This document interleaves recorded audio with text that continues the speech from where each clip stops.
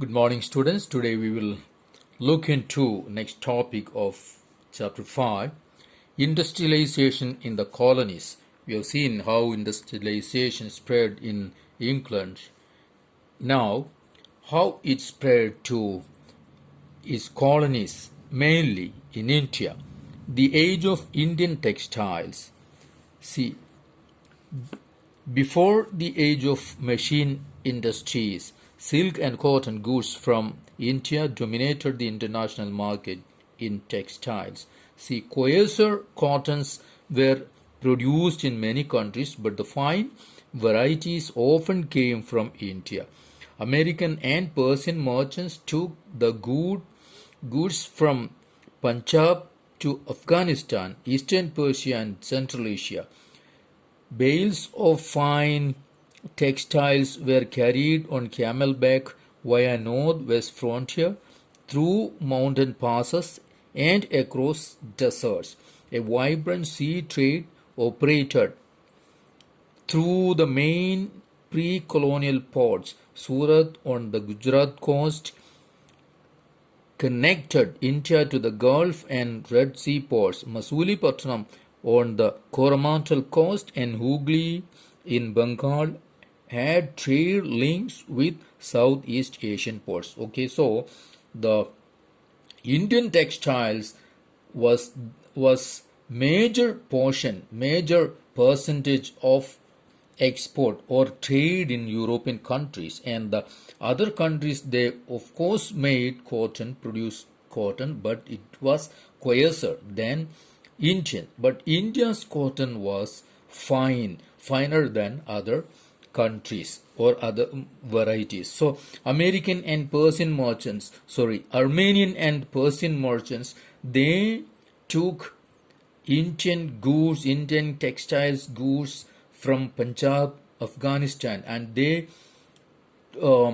journeyed or they traveled through the Khyber Pass in Afghanistan, through Afghanistan mountain, and they moved to Central Asia, and from there these goods moved to Europe. Okay, and there was a sea route as well.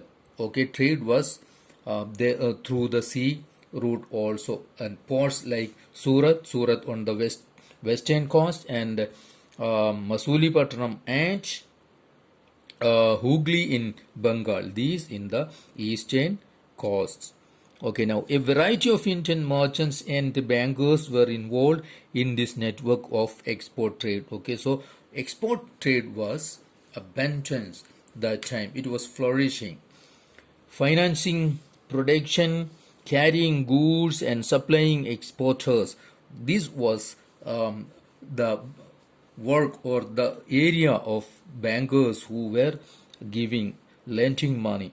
Supply merchants linked the port towns to the inland regions. Now, supply merchants, they were connected through the port cities and inland regions. They gave advances to weavers, procured the woven cloth from weaving villages, and carried the supply to the ports.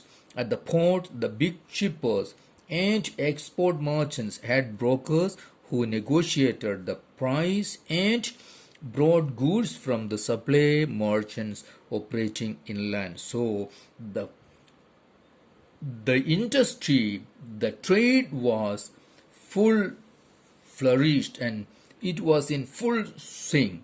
And by 1750s, this network controlled by Indian merchants was breaking down. Okay, up to 1750s, Indian merchants were controlling the complete export business of trade of textiles, cotton. But after 1750s, now the European companies gradually gained power, first securing a variety of concession from local courts, then the monopoly rise to trade. So the European companies got monopoly. This resulted in a decline of the old ports of Surat and Hooghly, through which local merchants had operated. Now, when local merchants lost importance, the old ports also started declining. Exports from these ports fell dramatically. The credit that had financed the earlier trade began drying up. Now, the local bankers slowly went bankrupt. Okay, so the Indian traders and bankers, they declined, they lost their business in the last years of 17th century. The gross value of trade that passed through Surat had been rupees 16 million. By the 1740s, it had slumped to just 3 million. So these kinds of decline happened. Okay, so while that Surat and Hooghly decayed, now new ports came into being like Bombay and Calcutta. This shift from the old ports to the new ones was an indicator of the growth of colonial power.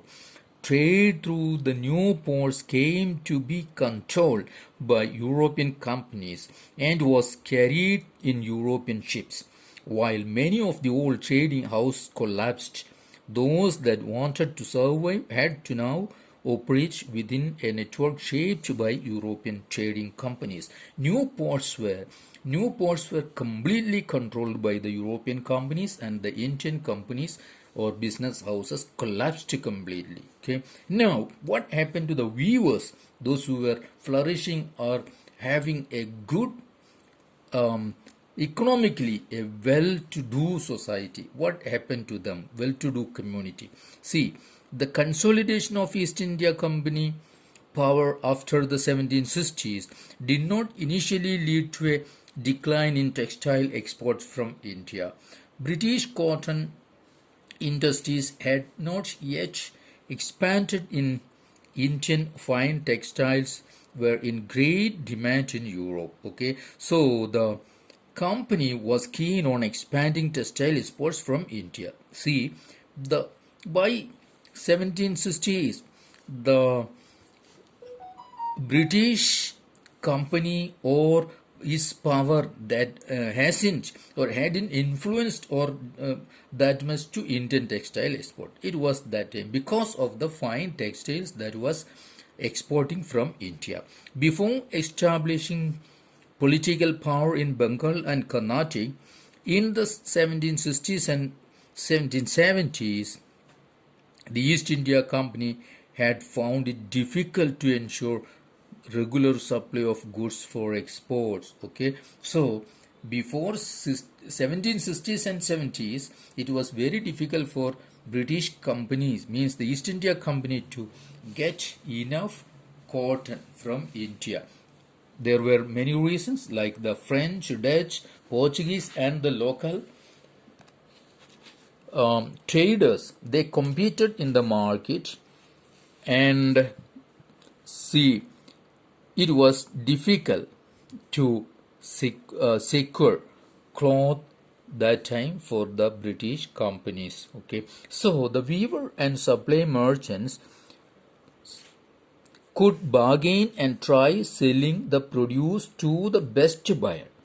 Okay, in their letters back to London, company officials usually says that it was difficult to get supplies from India and it is very high prices. So East India Company's officials, they found it very difficult to get cotton from India because of the competition. So weavers were getting good price that time. Okay, however, once the East India Company established political power, it could assert a monopoly right to trade. Now, the East India Company got political power, so they could establish or assert monopoly power. It proceeded to develop a system of management and control that would eliminate competition, control costs, and ensure regular supplies of cotton and silk goods. This it did through a series of steps. Now, East India Company could acquire or gain monopolistic power in Indian market, in Indian economy. How? First, the company tried to eliminate the existing traders and brokers connected with the cloth trade and establish a more direct control over the weaver. Okay, now they got direct control or relation over the with the weavers.